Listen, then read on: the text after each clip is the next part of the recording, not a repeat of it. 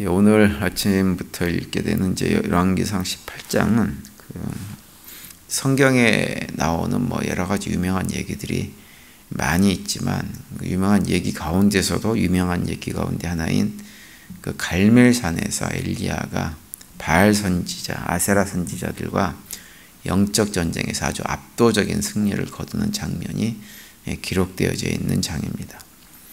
이제 오늘 아침에 우리가 읽은 부분은 엘리야가 그 갈멜산 승전을 하기 전에 그 이야기였던 서막을 이렇게 알려주는 그런 부분인데요. 우리가 읽은 대로 3년 가문 동안 하나님의 인도하심 속에서 숨어 있던 이제 엘리야가 이제 북왕국 왕인 아합 왕에게 하나님께서 나가라 이렇게 말씀하셔서 나서는 장면이 기록되어져 있습니다. 그 엘리야가 3년 동안 숨어 있었던 이유는 1차적으로는 이제 하나님께서 그를 그런 자리로 이렇게 인도하셨기 때문이죠. 그래서 처음에는 그리시네가로 인도하셔가지고 거기서 까마귀를 통해서 엘리야가 이렇게 생명을 보존하게 되어지는 그런 경험을 하게 하고, 그 다음에는 이제 사르밧 과부의 집으로 인도하셔가지고 또 거기에서 그 과부의 집도 살리고 엘리야도 거기서 이렇게 생활을 할 수 있는 길로 인도를 하셨었습니다. 하나님께서 이제 그렇게 엘리야를 인도하신 이유가 있는데, 그것은 왜 그러냐 하면 당시 북왕국 왕의 아내였던 이세벨이라고 하는 여인이 왕비의 어떤 힘을 가지고 하나님을 믿는 선지자들을 학살하는 일들이 있었기 때문에 그렇습니다. 그래서 3년 동안 이제 하나님께서 엘리야가 대외적인 활동을 하지 않게 하시고 그 기간 동안에 그 가뭄을 이스라엘 백성, 북왕국 이스라엘 백성들이 경험하게 하신 거죠. 그러고 나서 이제 3년 정도 지났을 때 하나님께서 엘리야에게 내가 이제 비를 내릴 테니까 아합에게 가가지고 그 얘기를 전해라 이렇게 하시는 내용이 오늘 본문의 내용입니다. 이제 그런데 그 상황에서 우리가 잠깐 이렇게 좀 묵상해야 될 인물이 한 명 있는데, 그 누구냐면 바로 오바다라고 하는 사람입니다.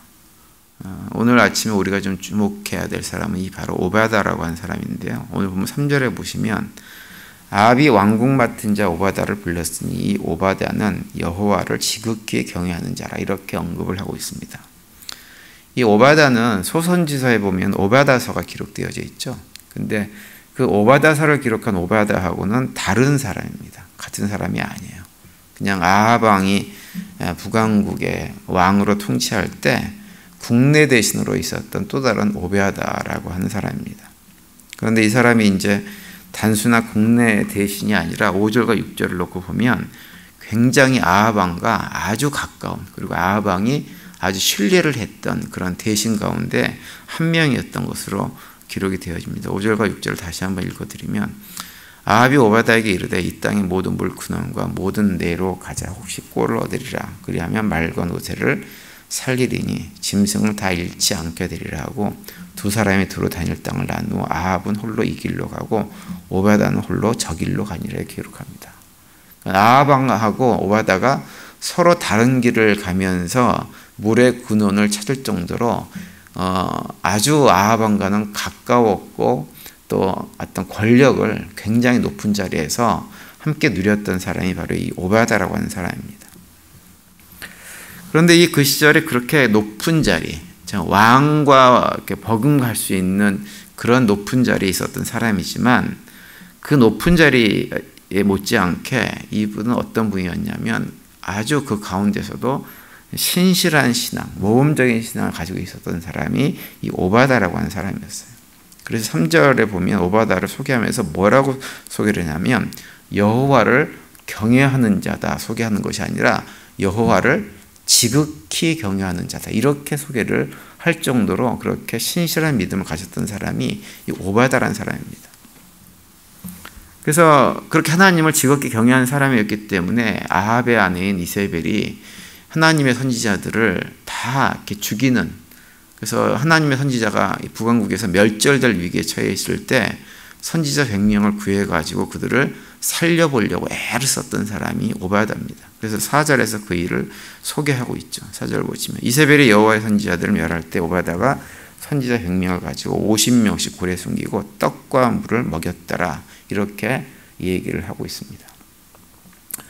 열왕기하 4장에 가면 어떤 내용이 나오냐면 한 가난한 그 선지자 생도의 아내에 관한 얘기가 언급이 되어집니다. 그런데 그 생도로 언급되어지는 그 남편은 이미 죽었고 이제 그 아내가 두 아이만 데리고 생활을 하고 있는데 이제 생활이 궁핍하니까 어디서 빚을 빌렸는지 빚을 빌리고선 갚지를 못했어요. 그러자 그 빚쟁이가 와가지고 두 아들을 뺏어서 자신의 종으로 삼으려고 시도를 합니다. 그때 그 여인이 당신은 이제 엘리야 시대가 아니고 엘리사 시대입니다. 엘리야 다음에 이제 선지자 역할을 하는 그 엘리사를 찾아와가지고는 그 자신의 문제를 하소연을 하죠.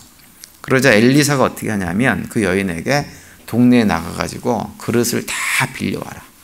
할 수 있는 대로 다 빌려와라. 그래가지고 빌려온 그릇에 이제 병에 있는 병을 자꾸 따르니까는 거기에 계속 병에서 기름이 나와가지고 그릇에다가 다 기름을 채워가지고 그것을 시장에 갔다가 팔고 팔은 돈 가운데서 빚을 갚고 나머지는 생활비로 쓰라. 이렇게 해준 얘기가 열왕기하 4장 1절에서 7절까지 기록이 되어져 있습니다.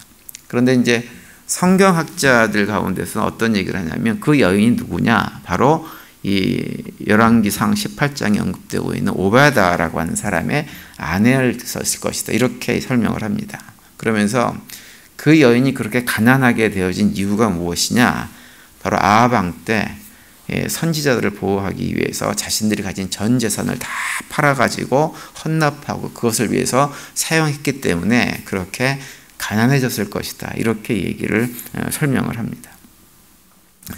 그래서 이 열왕기상 18장에 나오는 오바다는 자신이 굉장히 높은 권력의 자리에 큰 많은 재물을 가지고 있었지만 그 재물을 가지고 자신의 어떤 편안함을 위해서 영달을 위해서 사용하지를 않고 그 아합 왕과 이세벨의 하나님의 선지자들을 갖다가 다 죽이려고 하는 그런 상황 속에서도 자신의 마음 속에도 여호와를 지극히 경외하는 마음을 믿음을 고수하면서 최선을 다해서 자기가 할 수 있는 최선을 다해가지고 그 신앙을 고수하고 어떻게 해서라도 하나님 백성들 또 하나님의 선지자들을 살려보려고 애를 썼던 사람이 바로 이 오바다라고 하는 사람입니다.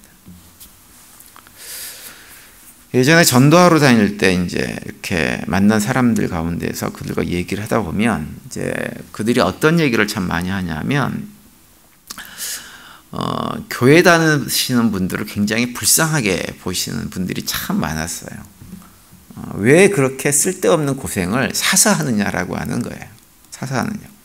그러니까 자신들이 볼 때에는 아니 주일날 일요일이 되면 좀 쉬지도 못하고 아침부터 교회 가가지고 이런 봉사 저런 봉사 하면서 왜 그렇게 하는지 자신들이 이해가 안 된다고 하는 거예요. 그러면서 교회 다니는 사람들을 굉장히 불쌍하게 보는 사람들이 꽤 많이 있었습니다.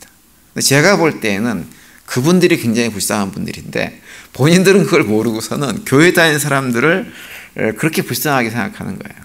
뭔가 속아가지고는 교회 나가서 목사한테 속아가지고는 일주일 내내 먹고 사는 것도 힘들어 죽겠는데 주일날 아침부터 뭐 이런저런 봉사하고 또 보면 교회에서 성도들을 그냥 놔두지 않잖아요.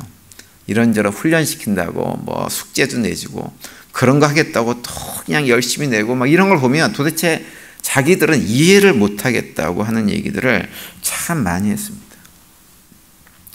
그러면서 교회 다니는 사람들을 아주 불쌍하게 보고 또 한편으로는 한심하게 보는 그런 시선을 가지고 있는 것을 참 많이 확인을 했어요. 그런데 문제는 요즘은 예전에는 이제 교회를 다니지 않는 사람만 그런 생각을 하고 있었는데 요즘은요. 좀 안타까운 것은 교회를 다니고 있으면서도 교회 다니는 분들 가운데서 같은 교회 식구들인데 교회 봉사를 열심히 하는 분들을 보면 어떤 분들은 같은 식구이면서도 왜 저분은 저렇게 쓸데없이 라고 하는 생각을 가진 교인들이 의외로 많이 있습니다. 그래서 그냥 교회는 신앙생활은 주일날 한번 와서 예배드리면 그걸로 다 되는 것이고 예배조차도 내 형편이 무슨 문제가 있고 어려움이 있으면 못 나와도 상관없는 거지 뭘 그렇게 죽어라고 신앙생활을 한다고 그냥 그렇게 뭘 하겠다고 열심을 내는지 모르겠다는 인식을 가지고 있는 교인들이 생각보다 많이 있는 것이 우리 현대 교회의 모습입니다. 이제 그런 모습을 보면서 참 안타까운 생각이 참 많이 드는 것이 사실이에요. 이 오바다 같은 경우 보면 사실은 그 시절은 마치 어떤 것과 비슷한 시절이었냐면 과거 우리가 일본 그 일제시대 때 거기서 독립운동을 해보겠다고 자신의 재산을 다 팔고 자신의 재산만 파는 것이 아니라 자신의 목숨까지 내놓고 심지어는 자식들까지도 그 자리로 이렇게 내모는 이런 일들을 하면서까지도 모든 것을 다 바쳐서 독립운동을 했던 분들이 있거든요. 이 오바다를 보면 딱 그런 사람 생각이 듭니다. 그러니까는 아하방이라고 하는 이세벨이라고 하는 그 여왕의 그 아주 서슬이시퍼런 시절에 들키기만 하면 목숨을 갖다 잃어버릴 수 있는 그런 상황인데도 오바다는 그런 것에 개의치 않았다고 하는 거예요. 열왕기하 4장에 나오는 그 과부가 되어져 있는 생도의 아내 같은 경우 그 아내가 오바다의 아내가 맞다고 한다면 오바다는 그렇게 생도들을 숨겨주고 보살핀 일을 하다가 중간에 기록은 나와 있지 않지만 목숨을 잃었을 가능성이 굉장히 많은 것입니다. 그걸 개의치 않고 자신의 모든 것을 다 바쳐서 헌신을 했던 사람이 오바다라고 하는 거예요. 그리고 그런 오바다를 성경은 어떻게 언급을 하고 있냐면 그냥 하나님을 경외하는 자라고 소개를 하지 않고 하나님을 경외하되 지극히 경외하는 자였다라고 우리에게 소개를 해주고 있는 것입니다. 이 오바다라고 하는 사람은 점점점 믿음의 사람을 찾아보기 힘든, 그리고 교회에서 헌신하고 봉사하는 것, 하나님 나라를 위해서 나의 삶을 드리는 것을 하찮게 생각하고 심지어는 무시하고 심지어는 어리석게 생각하는 그런 시대를 살아가는 우리들에게 우리가 어떠한 신앙의 모습을 가지고 살아가는 것이 하나님께서 원하시는 것인가라고 하는 것을 단적으로 보여주는 인물이라고 할 수가 있는 것입니다. 비록 이 사람은 유명한 선지자도 아니었어요. 대단한 일을 해가지고 엘리야처럼 그렇게 화려한 삶을 살았던 사람도 아닙니다. 그런데 이 오바다는 자기가 서 있는 자리에서 하나님 백성이기 때문에 내 삶이 희생되더라도 내가 마땅히 감당해야 될 것을 신실하게 감당했던 아주 모범적인 사람이 바로 이 오바다라고 하는 사람이었습니다. 저는 우리 교회 성도님들이 점점점 이 시대가 믿음을 찾아보기 힘든 시대이긴 하지만 이 오바다 같은 믿음의 삶을 살아갈 수 있게 되기를 간절히 바랍니다. 어차피 우리가 가지고 있는 이 땅에 있는 모든 것들은 잠시 잠깐 있다가 사라지는 안개와 같은 것들입니다. 안개와 같은 그것을 붙들고 살겠다고 안간힘을 쓰는 것이 아니라 오히려 하나님의 나라, 그 영광의 세상을 바라보면서 이 땅에 우리가 가지는 것을 가지고 정말로 하나님 나라의 영광을 위해서라면 기꺼이 드릴 수 있는, 그래서 그걸 사용할 수 있는, 그래서 우리 모두도 하나님 보시기에 너희들은 정말 나를 지극히 경외하는 나의 참 백성이구나 라고 하는 평가를 받는 믿음의 길을 걸어갈 수 있게 되기를 간절히 바랍니다. 우리가 이 땅을 살면서 한 번 가는 인생이고 그 인생 속에서 하나님 백성으로 삶을 살아가는 것이면 사실은 좀 제대로 해가지고 오바다 같은 평가를 받는 그런 삶을 사는 것, 그것이 우리들이 해야 될 복된 삶이 아닌가라는 생각을 하게 되어집니다.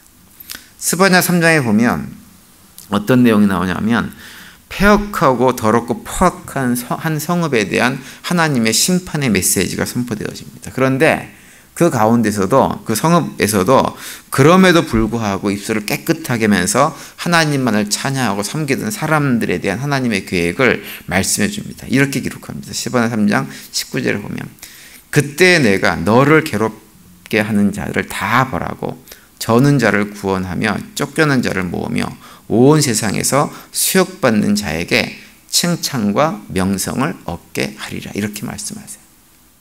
저는 우리 교회 성도님들도 오바다처럼 이 스바냐 3장에 나와 있는 그 사람들처럼 정말로 지극히 하나님을 경외하는 자로 칭찬과 명성을 얻게 되어지는 그런 믿음의 길을 신실하게 걸어갈 수 있게 되기를 간절히 바랍니다. 그래서 오늘도 그런 고백 가운데 신실하게 믿음의 길을 걸어가시면서 승리의 삶을 사시고 오늘도 하나님께 주시는 평강이 우리 삶에 충만한 복된 날이 되시기를 간절히 축원드립니다.